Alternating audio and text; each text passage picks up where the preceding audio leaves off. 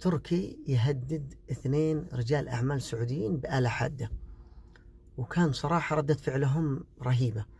الأول ما أعطى وجه، ما التفت له، وكان هادئ تماما ولا بحوله، والثاني قاعد يوثق الحادثة ولا برضو مهتم فيه.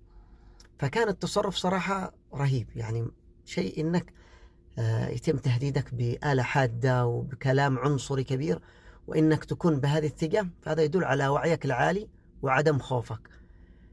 طبعا تم القبض عليه اليوم، وهذا يدل على إنه التوثيق للأحداث شيء مهم، وأن ردة الفعل المبالغ فيها أحيان أو اللي في غير محلها توديك أو تجيبك لأماكن ما أنت في حاجتها. الأهم من ذلك العنصرية في بعض الأماكن يعني منتشرة بشكل رهيب، وهذا بسبب يعني عدم العقاب. هنا في الخليج أو في السعودية قد شفت واحد سعودي يتلفظ أو مثلا يهدد بأي شيء، سواء لفظا أو فعلا شخص أجنبي.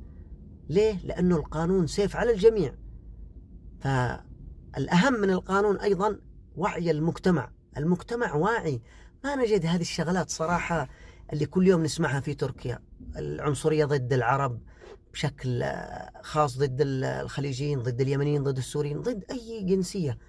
فالكبر اللي موجود فيهم بسبب الثقافة التي يتم توارثها، وأيضا بسبب غياب العقاب. من أمن العقوبة أساء الأدب.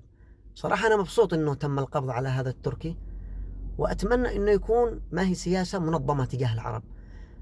وأتمنى أيضا أنه أي شيء يصير لك وثقه بدون ما تعتدي أو يتم الاعتداء عليك.